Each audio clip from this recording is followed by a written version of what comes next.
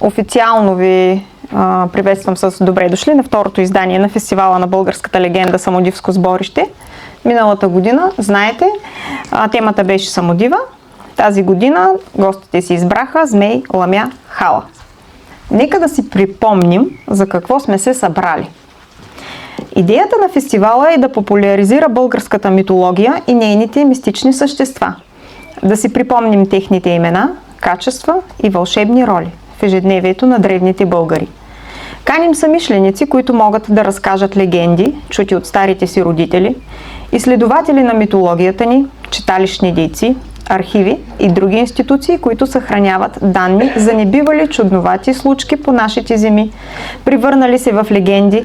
Каним хора, които могат да разкажат автентични легенди и истории от родния си край, публикувани или не в книги, мемуари, възпети в песни и изразени чрез стихове, увековечени в разкази за среща с тези същества. Каним самодейни или професионални състави с техните песни или танци, знайни отдавна или подготвени специално за събитието, части от спектакли, случки, сценки, изиграни като кратки театрални постановки по сценарии, български легенди, сказки и митове. Организатори на фестивала са Народно читалище Родопска искра 2020 с председател Тошко Брощилов, който ни пожела или поне няма възможност да дойде да ни поздрави лично. Тук трябва да спомена и прекрасните сестри Елена и Гергана Андрееви, които с и всеотдайната кауза на фестивала на жителите, за фестивала жителите на село Лилково. Издателство Трешен прес и сайта за изкуство Великова арт в мое лице. Така, благодарение на неуморната дейност на един истински човек, обичаш Лилково, Елена Андреева, искам специално да й... Тя се срамува, но ако не беше тя, просто фестивала нямаше да има.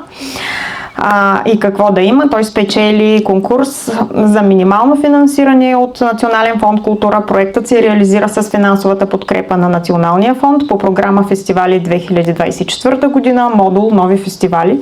Договорът е FN 2024-26 от 20.12.24 година. Тази година фестивалът ще е разположен в 3 фестивални дни, в които ще вземе участие Наташа Костадинова, началник на Държавен архив Пловдив.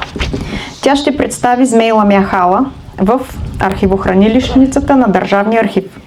Айда Марковска, родов и холистичен терапевт, мотивационен оратор и учител. Темата на нейната лекция ще бъде Змеевата сила в рода ни. Вятъра ми прави лоша шега.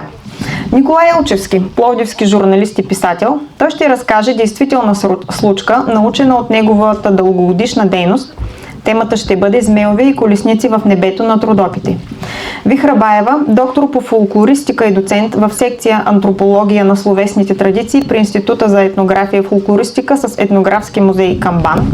Тема на лекцията ще бъде Змеят в българския фолклор, господар на стихиите, противник и помощник. Май ще имаме нужда от един такъв змей. Ирина Григорова, журналист и следовател на мистични истории. Тя ще представи за пръв път пред гостите на фестивала филма си Думът на змея. Прожекцията ще се състои в края на втория фестивален ден. Аз, Венцислава Великова, като творец и писател, тема на лекцията ще бъде представата на змея според разбиранията на средновековна Европа. Искра Орумова, журналист и писател, автор на една от най-обичаните фентази поредици у нас Самодивски сезони. Тя ще бъде гост-водещ във втория фестивален ден, заедно с Елена Ченакчеварова-Христова, директор на Исторически музей в Павликени. Темата Зелен синур, оброчището на змея, легенда за спасението на змеи в село Горна Липница. Ще има и фотоси на Гергана Харизанова, чийто баща е от Долна Липница. По време на втория фестивален ден може да видите и БОР. Това е българска общност на разказвачите, които ни бяха на гости миналата година. Това е група от разказвачи, които проучват фолклорни текстове, преобладаващо български фолклор, имат свой репертуар, популяризират традиционни текстове. На фестивала ще представят разнообразни традиционни истории, обединени от темата на събитието.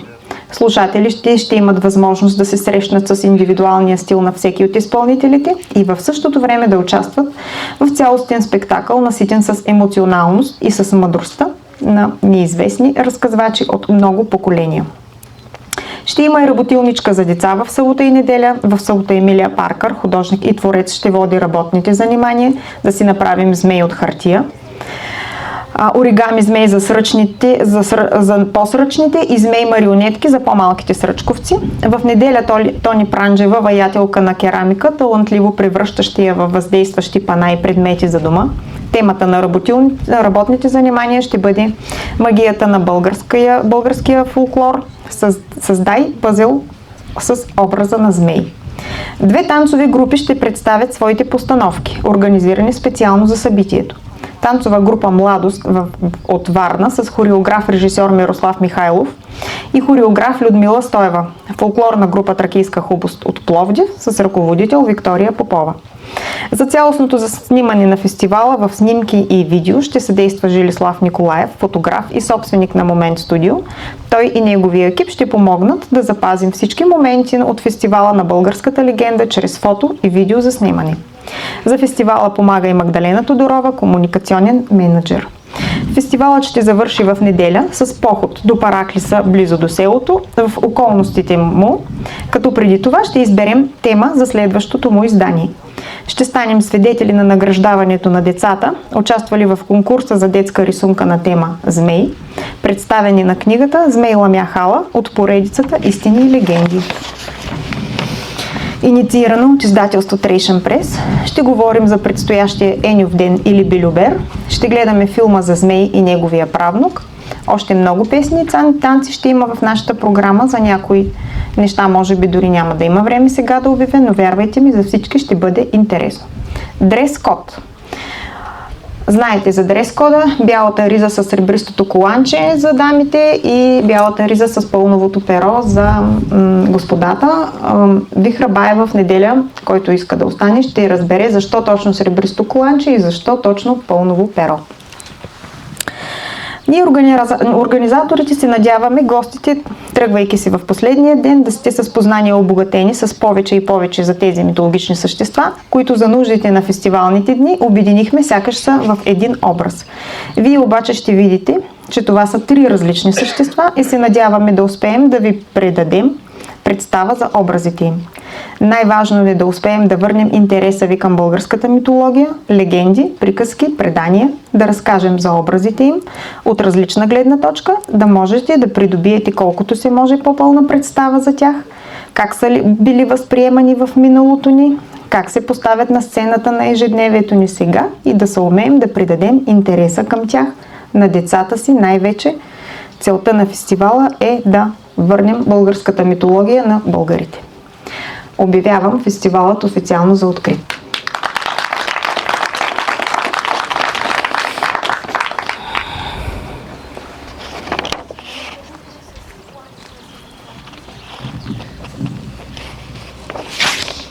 Змеят е един от колоритните и важни мистични същества в българската митология. Заедно с самодивата, той е един от най-често срещаните герои в народните приказки, предания и легенди. В народното творчество се пазят разкази, пеят се песни за него, изпълняват се обреди и наричания магии за предпазване и лечение от змеевото влияние върху хората, поговорки свързани с неговия образ. Макар да е вече изчезнало същество от бита на древните българи, те все още го пазят в съзнанието си, с смесени чувства, всъщност точно както самодивата.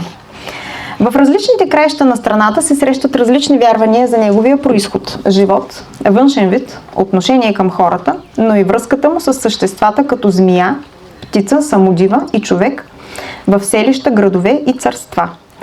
Когато си вземел булка за мома, змеят е завеждал в пещерата си високо в планините.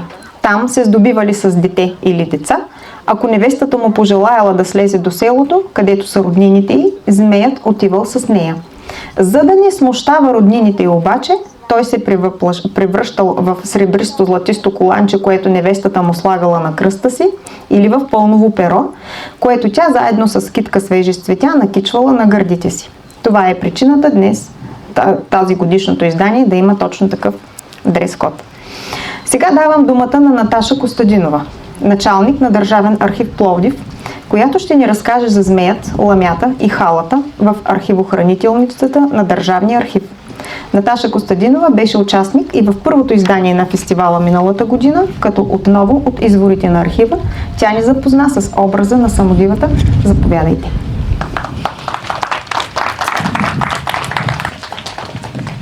Здравейте от мен, приятели! През миналата година имах честта да участвам в първото издание на фестивала, посветено на самодивите, и през тази година отново се ангажирах да потърся записания и предания, които са се запазили в държавните архиви на страната ни. Това, което съм подготвила днес, е от 1937 година, събрал и записал Цоню Маринов. Змеовете, змииците, ламите, халите и аждер. В народните предания змеовете и змииците са духове, обикновено свързани с олицетворение на природните явления, с огъня. В древните митологии гръцка, персийска, индийска, змията или змея е образ, символ на мълнията.